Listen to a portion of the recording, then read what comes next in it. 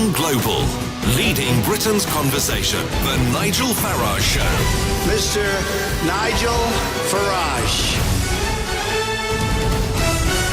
Thank you, Donald, and good evening, everybody. Well, it is quite remarkable that 2 weeks ago, the Brady Amendment, if you remember, which was backed by the government, passed, and for the first time, it seemed properly, the Prime Minister had Parliament behind. I had a mandate to go to Brussels and to renegotiate the Irish backstop.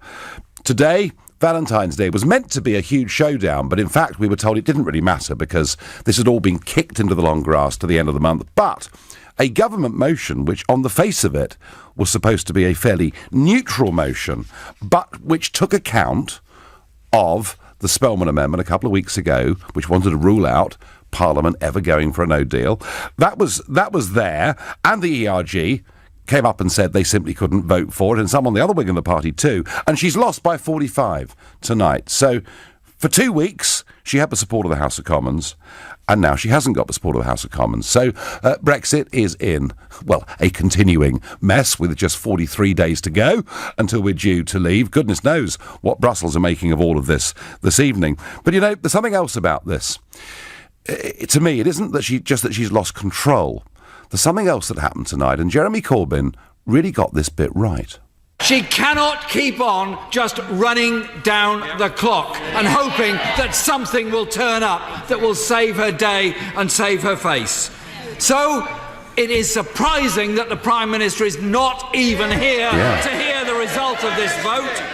It's surprising, as I said, Mr. Speaker, the Prime Minister is not here. Is there some way by which you could encourage her to return to the dispatch box and tell us what her plan actually is? Now, you know, regular listeners to this show will know I've not been a great fan of the Prime Minister, but I have actually praised her again and again and again for her stoic stickability. You know, amazing that day after day, despite the crisis, she's there, facing up to it all. And I think quite a lot of the public have a certain grudging respect for her because they know she's been going through a tough time. But not to even be there and to face this down makes me ask whether she's actually fit to lead the country through this crisis. Well, joining me is LBC's political editor, Theo Usherwood. Theo, this motion was supposed to be a neutral motion, but it's quite a big loss, isn't it? It was supposed to be a neutral motion, Nigel, but here's the thing. It incorporated the Caroline Spellman Amendment from a couple of weeks ago, which took no deal off the table. And the reason it did that was Theresa May is thought to have done a deal with Remain Conservative MPs not to put forward an amendment, along with Yvette Cooper, which would in effect hand power to MPs to take control of the Brexit process and force an extension of Article 50. A couple of nights ago, the ERG got wind of this. They could see what was going to happen, and they thought that they would not support this. They even went and told the Chief Whip, Julian Smith, that they would not support it. But of course, because there'd been a done deal with the Remainers within the Conservative Party, the Chief Whip couldn't back down. Theresa May couldn't back down. Indeed, her spokesman at lunchtime said she wasn't going to back down. And so the motion stood. And then the ERG went and abstained, and they lost by 45. Even, we think, some Remain Conservative MPs abstained. Now, this is a symbolic vote as far as Parliament is concerned. It's non-legally binding motion. It all looks fairly anodyne. But back in Brussels... What are they supposed to think in Brussels? I mean, is no deal still part of our negotiating position, or isn't it? I mean, I don't know. But the point that what Number 10 fear, what the government fears, is that in Brussels, the likes of Martin Selmayr, Michel Barnier, Jean-Claude Juncker, Donald Tusk, they're going to think, well, why should we offer the Prime Minister anything, any concessions on the backstop, even if she tells us that she can get it through Parliament, because she can't even pass a non-binding motion, neutral motion, on the floor of the House of Commons. Why should we offer anything? And what's very interesting is that when the Brexit Select Committee went over to meet Martin Selmayr, the new Secretary-General at the European Commission, he wanted to find out, particularly from Andrew Jenkin and John Whittingdale, leavers within that, Tory leavers within that committee, exactly what they would be prepared to accept. And he came away with the impression that they weren't going to accept anything less than revised changes, reopening the backstop and reopening the withdrawal agreement and taking out the backstop. So they are acutely aware in Brussels that Theresa May needs some significant changes which they've said they're not willing to give. But tonight, it will leave Theresa May, her negotiating strategy, floundering, because what can she say to the likes of Mr. Selmayr? What can she possibly say that can convince them to offer her anything and not just having another embarrassment? It's a big step forward for those who want a no-deal Brexit. Yeah, if she as Prime Minister is prepared to countenance it, then it certainly is. Absolutely, and that's why the comments from Ollie Robbins, the chief Brexit negotiator in a bar in Brussels, are very significant, because he's saying, well, actually the choice is between an extension of Article 50 and Mrs May's deal. Whereas actually people like Mark Francois and Jacob Rees-Mogg and yourself think the choice should be between her deal and no deal. Of course, the European Union have a significant part to play in this, Nigel, because they have to agree to an extension to Article 50. It's no good Yvette Cooper saying that she wants an extension to Article 50. The European Union have to agree to it, and it might be the case that a few of the 27 might turn around and say, we're done with this, you can move without a deal. This is the possibility, isn't it? That only no deal happens by accident. The last big European summit, it's worth bearing this in mind, folks, is 21st, 22nd of March, just a few days before March the 29th, and that's where any big decision of the leaders gets made, and there's no opportunity to change that. So we could leave on no deal, but it'll be, I think, more by accident than by design. Theo, thank you. Well,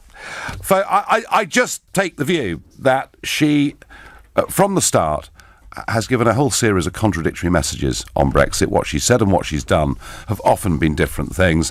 And I really do think not only has she lost the confidence of the House, but she just, by not turning up, that looks very, very weak and very bad indeed. Political leaders have to enjoy the triumphs, but also they have to be there and face the failures as well. It is an extraordinary thing. Do you think she's fit to lead the country through this crisis? And if you think, yep, whatever's happened, she's the only option we've got, call 0345 6060 973. Maybe like me, you think, you know what, she's unfit to lead.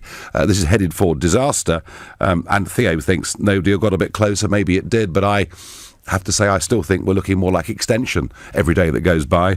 Then please text to 84850 and tell me, do you actually feel sorry for her as leader through all of this, or is that not a quality we want to see in our leaders? Please tweet using the hashtag Farage and LBC, at LBC, and of course Facebookers, you can comment too. Not a great evening for the Prime Minister. John is a new caller from Epsom. Yes. Welcome, John. Good evening, Nigel. Good Pleasure evening. to speak to you. So, Nigel, she's probably listening. Hopefully she is. Right. They say that if you sit on the fence, you get a very sore rectum. Theresa May must have the sorest rectum on this planet. She's tried to appease so many people. She's tried so hard. It's time for her to go. She's just failed. Let's get a Brexiteerian and take us forward to, a no deal, probably no deal. Is there time, John? Is there time to get a new leader, given there are 43 days to go until we're due to leave? I don't know their, the way they do things, but she's got to go, mate. She's had an agenda, hasn't she, from day one to kind of do the softest Brexit. It's not going to work for her. So it's just time to go. Time to go. John, thank you. Very, very clear. And I get on Twitter. As a Conservative Party member, I believe Theresa May should step down and allow members the opportunity to elect a leader who supports the UK leaving the EU. I get that. I understand that. There is just a slight problem here. It's called the ticking clock. Could you do that within the next 43 days? Could you do it before the summit on the 21st of March? I don't believe you could. Matthew is a regular caller from Heathrow. Hi, Matthew. Hi, Nigel. I think we've got to be giving Theresa May more time. She needs time, and I think it's... How many years, Matthew? How many years does she need, Matthew? Well, we've only got until the 29th of March, and I'm sure, but you've got to accept now, we're not going to leave without a deal, but basically it could go right up to the 29th of March, and then she'll announce that basically we are going to leave, they've done an agreement, that nothing will change, and then we could get through to the trade talks, because we've got to make it to the trade talks. OK, Matthew, that's fine. That's fine. We can do that is if we leave. But even if she does a deal, Matthew, even if logic says, right, with all EU negotiations, it goes to the 11th hour and a deal gets done, right? History of the EU shows you that. However, the slight problem here is whatever deal she finally agrees, some sort of amendment to the withdrawal agreement with Barnier and the Brussels crew, she has to get it approved by Westminster, and she absolutely has to get it approved by the European Parliament. So whichever way you look at it, time is running out. But do you think, Matthew, she is the right person to lead us through this? Well, yeah, I mean, I think basically, I mean, she's trying to keep both sides happy, and that's why she's having so much difficulties. So Remainers and Brexiteers all have to be supporting her. So we've got to be work together to get the right deal. Do you know what, Matthew? One funny thing, I don't know if you realise, I mean, the first business day after the 29th of March is the 1st of April, and whether she's going to stand up and say, April Fools, it was all a joke. Well, that's a thought. That's a thought. Matthew, thank you. I just, as Matthew says, trying to please both sides. There's a fork in the road. She hasn't decisively taken one or the other. Mike is a new caller from Connecticut in the USA. Welcome, Mike. Good evening, Nigel. It's an honour to speak to you, sir. Well, pleasure to have you on the show. So, looking at our leader from over there, does she appear to you to be a strong British leader? No! Right. Very simply, she does not. I think that she's spineless. And I think that me being an American, she'll probably dismiss my criticism if she's listening to the show. But I see this in American politicians on a regular basis. Not from our president, but from so many people in Congress, in state governments, in local governments. When you don't even show up to a vote like this, which is absolutely monumental. I watched the vote on YouTube. I watched it on UK Parliament on YouTube. Yep. And the fact that Jeremy Corbyn called her up for not even showing up to the vote... He was right, wasn't he? He was absolutely right. I had to put my head down and say, yo, that is so embarrassing. I feel bad for you guys. I really do. Well, Mike, I'm going to be on American television later on this evening on a couple of shows on Fox, and I have to say, it must be quite bewildering in one way for Americans to look at Brexit and how complex the process is. But on a basic act of leadership, her failure to show up and face the music today, Mike, was very weak. Indeed. Mike, I thank you for your long-distance call. You're listening to the Nigel Farage Show, exclusively on LBC. It's now 6:15 and time for the news headlines with Lisa Aziz. For a brief period of 2 weeks, Mrs May had the confidence and support a majority in the House of Commons behind her negotiating strategy with Brussels. That, in the last hour, has completely disappeared. She's lost the government motion on her negotiating position by 45 votes. I have little sympathy for Monsieur Barnier and the others, but what on earth are they to think? And even if they did make some concessions to her, what confidence would they have that any of it would actually go through the House of Commons? Mrs May's deal looks even more remote as passing than it did before, meaning the other possibilities of a no-deal Brexit or an extension to Article 50 become even bigger, I would have thought. But is she actually given, not just that she's managed to make a mess of that brief period of having a majority, but she didn't even turn up to vote or face the results, and Jeremy Corbyn called her out on it. And I've said for months and months and months, the one thing I admire in the woman is she turns up. She's got stickability, certain stoic qualities, and they were absent today. I reckon that's really very, very bad news for her. Gary in Muswell Hill says, Nigel, not even you could lead the country to Brexit because Parliament has the final say and they don't want to leave. You would be as impotent as Mrs May is. Gary, Brexit was a fork in the road, a big decision to take. The Prime Minister, ever since that Florence speech, has tried to keep a foot on both sides of that divide. Tried, in a sense, to please both wings of her warring party. And you're right, Gary, the parliamentary numbers have always been a major problem. But had she taken a clear, decisive course and said, this is what we are going to do, and if Brussels want to play ball, that's fantastic. But if they don't, we will leave on WTO terms. We'll go for the Article 24 option that we've talked about on this show to give us 2 years of no tariffs and time to negotiate. What would have happened, Gary, is the country would have rallied round her to such an extent she'd have been miles ahead in the opinion polls. And it's a funny thing, Gary, when the country's with you, the parliamentary numbers get easier. This is a failure of leadership, in my opinion. Tell me I'm wrong. 0345 6060 973. Noel is a new caller from Malvern in Worcestershire. Good evening, Noel. Good evening, Nigel. Good to speak to you. Good to speak to you. So, has she failed as a leader, Noel? I personally, I don't think, and please don't take offence at what I'm about to say, so I should just back this up by saying I was quite an avid Remain supporter. I was giving leaflets out, T-shirts, campaigning, all the rest of it. Mainly because I thought 2.5 years ago that this would be the outcome. I believe really strongly that I don't think anybody could do a better job than this. Not with respect, not you, not David Davis, any of the others. Definitely not Jeremy Corbyn.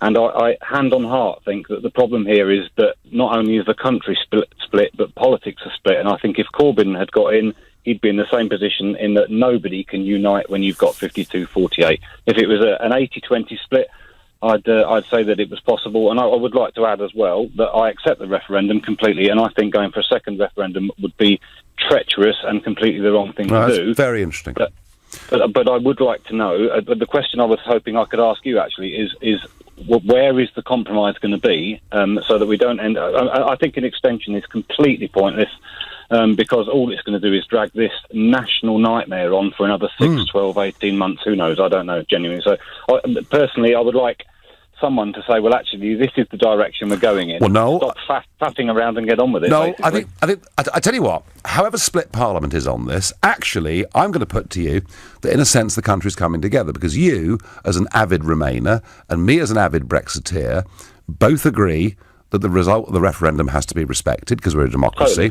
And also, Noel, even more importantly, you and I both agree we need to simply get on with this, get it done, and get on with the rest of our lives. And I sense, Noel, there's quite a big majority in this country behind getting on with it. All right. Yeah. So I don't think we're as divided as we were on this. I think there is actually coming together out there in the country. Now, I gave a speech on this on the 30th of January in Strasbourg when I said that given the impasse, given the disaster that is the withdrawal agreement, a sort of Remainers Brexit, but it doesn't please anybody, that the only way we can deliver this is to leave on a negotiated WTO terms. But if we go to the GATT treaty and ask the WTO to act as neutral brokers, which, by the way, they've said they will, we will buy ourselves at least 2 years of tariff-free and quota-free trading whilst we can sort out a free trade agreement. And I honestly believe that is the only way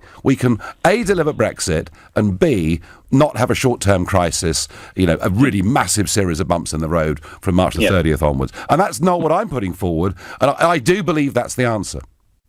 Would you mind me asking if Boris Johnson or David Davis had somehow managed to become Prime Minister, so a staunch Brexiteer was in charge of the Conservative Party, would we still be in this position now?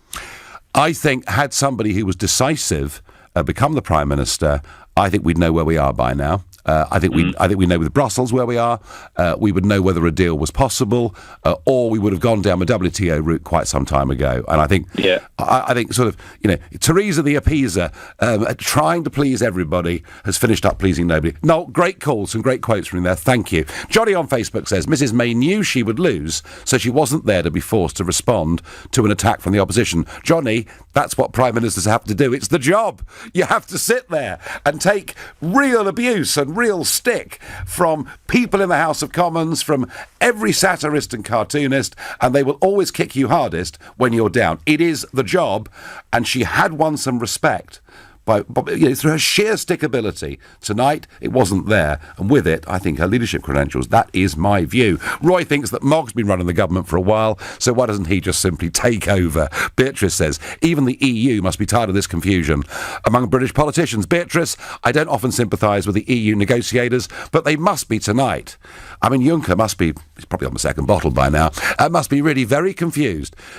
Do the British have, as part of their negotiating position, a no-deal option, or don't they?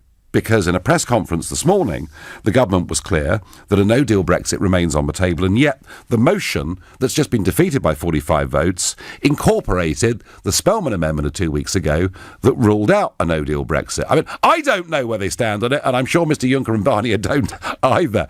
Giovanni is a new caller from Wrexham. Good evening to you. Hi, good evening, Nigel. How are you? Welcome. I think I'm as frustrated as many millions of people are. We just want to get on with this. I think most people are tired of all these political shenanigans. Giovanni, what do you think?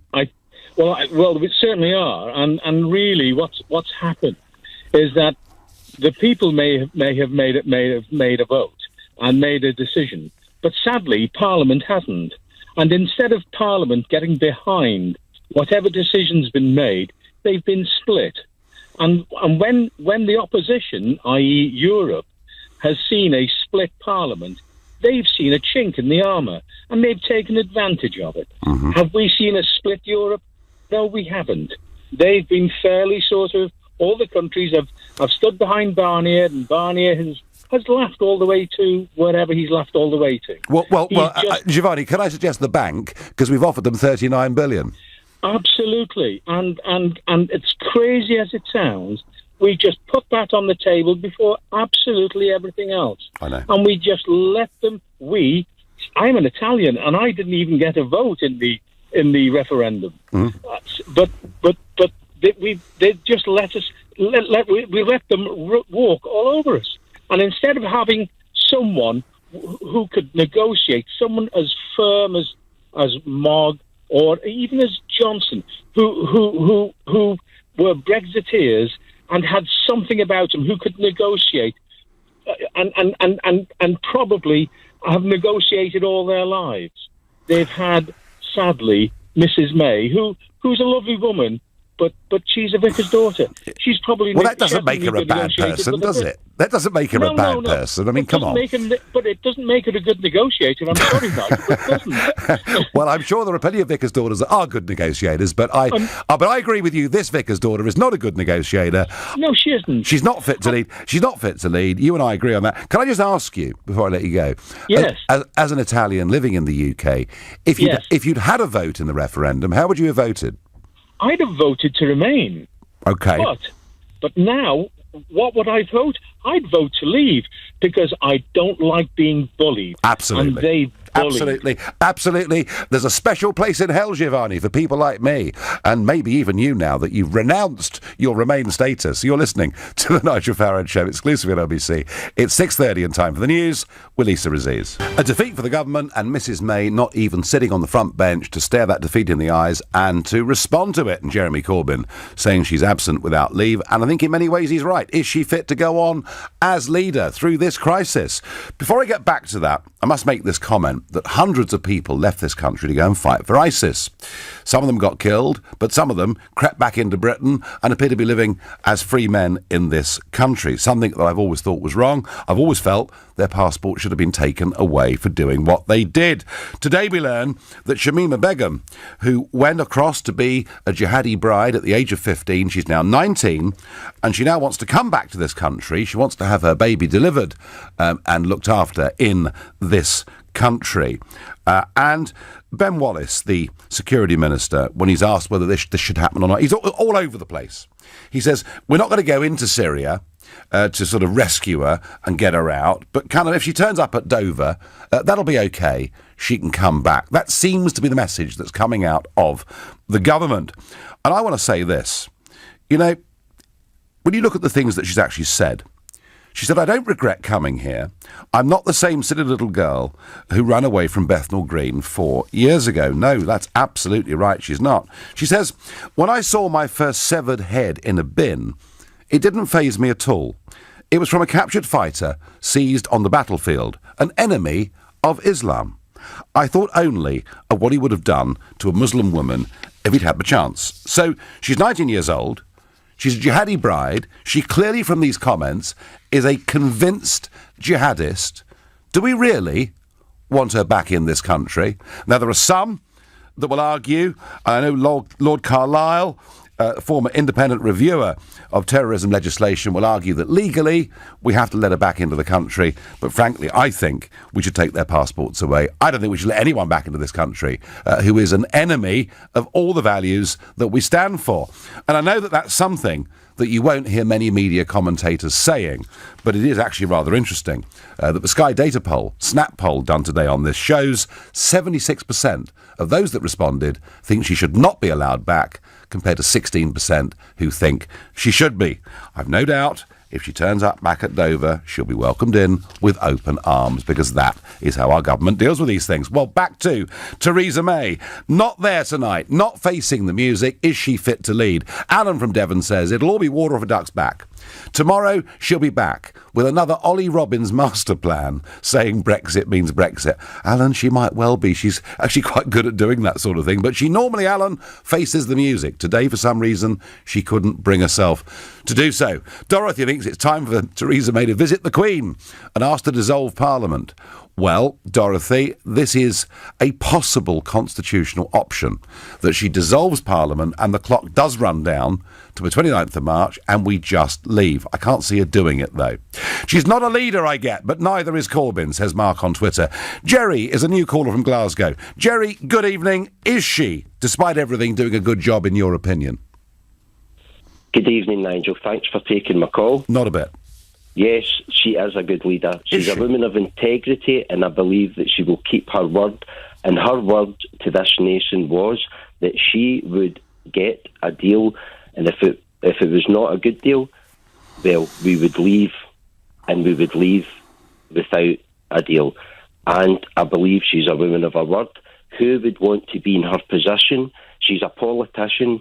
She was a Remainer who took the job as Prime Minister to take this country out of the EU, which has been controlling us for years. She knew she would be in a battle. She has been in a battle. The EU have tried to control her. They don't want a divorce. They have been nasty to her. The SNP and the Labour parties want to destroy her. They are just playing games of politics.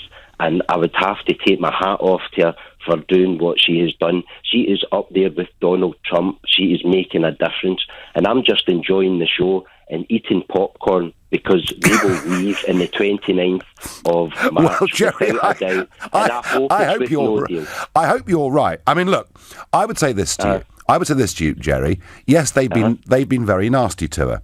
But look, yes, she made a massive mistake. She made it on the 8th of December 2017 when she flew out early in the morning to Brussels to meet Monsieur Barnier's deadline, and she signed up to the Irish backstop. She signed up to something from which we cannot willingly leave. That was, Jerry, where the whole thing went horribly wrong. And as for her being a woman of her word, well, I mean, frankly, over the last 2 years, she says one thing and does another again and again. I just can't agree with you. But, Jerry, let's put it to you like this. If her withdrawal agreement can't go through, and if she realises the numbers aren't there, she then has a choice. She then either tries to take us out on a WTO deal and the best negotiated deal she can get, or she opts, as her chief negotiator, Ollie Robbins, was hinting at a Brussels bar 2 nights ago, or she opts for an extension to Article 50. You believe, do you, that she'd go for no deal ahead of an extension to Article 50? Absolutely. We don't want an extension. This country is a democratic country, and if we don't leave with no deal, well, this country is no longer a democratic country, and there's going to be huge problems in this country. Because we voted, the people voted. There is a constitution, isn't there? Very interesting. Jerry, your faith in the Prime Minister is fascinating, and your belief in our country is touching. Thank you. Well, Jerry thinks she'll do the right thing when it comes to it and not extend Article 50. But Ollie Robbins, he said something different in the bar, didn't he? He said either it's her deal or extension. Downing Street has just issued a statement saying Jeremy Corbyn, yet again, put partisan considerations ahead of the national interest. And yet again, by voting against the government's motion, he is in effect voting to make no deal more likely. The motion on the 29th of January remains the only one the House of Commons has passed expressing what it wants. Well, yes, they can go and try and get legally changes to the backstop. They'll probably get something called a codicil, and there'll be an argument about whether that's legally binding or not. It's all well and good, Downing Street, accusing Jeremy Corbyn of providing opposition, but where was the Prime Minister when that vote took place? It really is most irregular. Jimmy says Corbyn's bill failed, or amendment. The SNP amendment failed. The government failed. Everyone failed. Well, it does feel a bit like that tonight, Jimmy. I do agree with you. Josh is a new caller from Bournemouth. Good evening, Josh. Good evening, Nigel. Hope you're well. I am well. So, I mean, the last caller thought she was a wonderful leader. I know some people do, but, Josh, I think she's dreadful as a leader.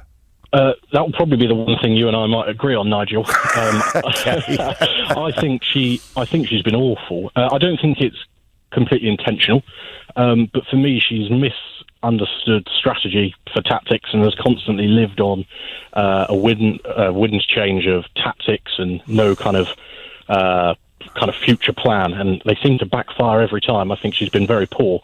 I don't think her predecessor was a particularly good leader either.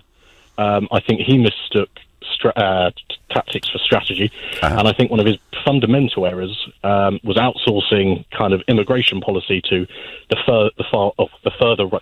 further right of his party and the fear of your party at the time, Nigel. And I think if there's some lack of leadership from him as well has got us in this mess. Well, he did, of course, promise a referendum because he was facing an insurgency from myself and UKIP, and that was why he did it. But Josh, that was just a reflection of public opinion, wasn't it? I mean, isn't it right sometimes that leaders do reflect that public opinion in a country has changed? Absolutely. I think leadership reflect when public opinion's changed. However, I think if we skip forward to the outcome of a referendum, which was only a marginal victory for Leave, and I understand that that referendum was delivered in that result, and best attempts and endeavours should be to try and deliver a result. But when a party runs for government, if they don't get a majority like we have at the moment, manifesto compromises have to be made, and kind of the more controversial options tend to be dropped, because we are in a democracy, but we don't just go with 52% voted for Leave, so we forget the 48%, or we don't take into account the varying options. But Josh, 52% wanted. But Josh, do you understand the growing frustration, even anger in parts of this country, that the political class many of them are trying to frustrate the referendum result? Do you understand the anger that's there in Bournemouth, in your very street? Absolutely. I mean, I'm out on the streets speaking to people quite a lot when we're talking about people's vote or other kind of options. In fact, a lot of people this weekend were saying revoke Article 50 was a lot of the conversations we've been having on Bournemouth. I do understand, though, sounds like a very undemocratic place, Josh. Revoke Article 50? Goodness gracious me. That's awful. That's awful. So leadership and our Prime Minister has a duty to deliver the best thing for the country. Okay, so if that was the attempt to vote to get Leave, but we say, right, the House is split, the country was split on a 48, and we went for a customs union, single market. Fudge.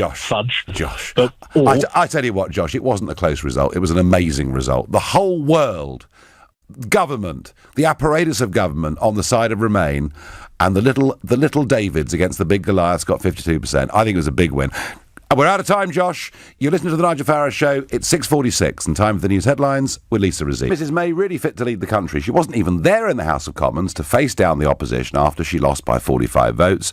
Brussels, what on earth do they think of it? Well, we've had a response because a senior source from the European Union has told Sky News there goes the strong mandate in response to the Prime Minister losing by 45 votes 2 weeks ago, having got the Brady Amendment behind her to go and try and change the backstop.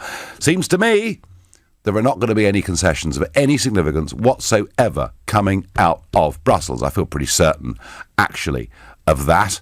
And it'll be a case, will the ERG and some in the Labour Party too, will they back down and then in the end support a deal they hate, a deal that many of them think is the worst deal in history? Looks unlikely. I do think the one result of tonight is that her deal becomes even less likely to ever get passed, and therefore the other two options have gone up. One, of course, is the extension of Article 50. The other is we leave on no deal. But it's her leadership I'm keen to talk about. And talking of leadership, Winston Churchill, of course, one of our most famous leaders. Bizarre. John McDonnell, Shadow Chancellor, doing an interview with Politico. And, OK, it's a slightly trick question, but you get these rounds of questions looking for quick answers. And he was asked yesterday, Churchill, hero or villain? And he responded, Tona Pandy, villain. And he was talking about the time when Churchill was Home Secretary, when there was a big miners' strike breaking into a riot in Tonapandy in South Wales, and troops were sent in to help the police break it up. Pre-First World War Britain had, at times, very violent trade union relations. It was not a perfect country by any stretch of the imagination. But isn't it interesting that that was McDonnell's first response? And it's kind of a sort of hard left myth that Churchill somehow wanted to crush the poor. I would just say to John McDonnell, actually, just remember, it was Churchill with Lloyd George who actually helped build the early welfare state in this country with old age pensions and so on. And most people, Mr. McDonnell, would have said 1940 hero. It does show a slightly strange mindset in our Shadow Chancellor, I would suggest. Back to Mrs May's leadership. Is she fit for the job? I don't think she is at all. Jonathan is a new caller from Oxford. Good evening, Jonathan. Good evening, Nigel. Thank you for taking my call. I think there is one thing that needs to be considered when we look at whether Theresa May is fit for purpose, in a sense, is that, yes, she might not have the very best start. I think based on the conditions that she was elected Prime Minister as, I think she's done the best job that could be done. With regards to Brexit, I think that this country needs to have a hard look in the mirror, especially those on the Remain side, and ask themselves, do talking myself down when I'm about to face serious negotiations going to help me in these negotiations, or is it not? Because I feel that since the referendum results were announced, a big percentage of people in this country have gone out of their way to talk this country down. And of course, the European Union sit back and watch and said, well, actually, we don't need to do anything. We should just let them do it, talk themselves down. And when they come here, we know that they infighting amongst them, then we don't really have to listen to. I agree with that, Jonathan. I absolutely agree with that. There's been a never-ending stream of Remainers visiting Monsieur Barnier's office, working with Mr Barnier to try to overturn the referendum result in this country, even the general election result in this country. And I agree with you. They've been acting against our negotiating position, acting against our interests. They've made it much... Their failure, their refusal to accept the result has made it much tougher. It's a point you make extremely well, and I thank you for it. Christine rather agrees on Facebook. She says, look, the Remain cabinet, the Remain camp in Parliament, they're constantly moaning and not getting behind the decision to leave, and that's given the EU the advantage through the negotiation. Very similar point to the one that Jonathan just made. Now, Keith says to me, you put the UK in this position. I don't see why you should criticise. Keith, I wanted Brexit. What Mrs May has negotiated with her withdrawal agreement is a Remainers Brexit that doesn't get us free. That's why I am criticising. Barbara is calling from Bognor Regis. Good evening, Barbara. Oh, good evening, Nigel. I'd just like to say that I think we've all been had at some point or other with this. Right. I don't think she's a strong leader at all, but I think she's trying to give the persona all the time that she is a strong leader, but she's being manipulated quite a bit by those boys in the background. I think there's a lot going on that we just don't know about, and that she's just like a sort of everything for appearances. Well, she makes her own choices, Barbara. Come on. I mean, she chose Ollie Robbins to be the chief negotiator throughout this whole process, and she's watched a stream of serious heavyweight cabinet ministers resign because firstly of the Chequers agreement and then everything from there to the final withdrawal agreement. Barbara, she knows what she's doing. But do you not think that there's possibly something, things we don't know about, that she does listen to certain people and that she puts on a kind of show? Well, maybe she does, Barbara, but let me ask you very quickly, is she fit to lead? No. OK, thank you. Bill is a new caller from Leicester. I've briefly got time for you, Bill. Good evening. Hi, Dave. Nigel, good to talk to you again. I've got 4 quick comments. One about Theresa May. I tell you what, Bill, you've got a minute, so make 2 points and make them well. OK, I don't have any sympathy for her. She knew what she was taking on when she took the job on. She knew it was a poisoned chalice. That's the first thing.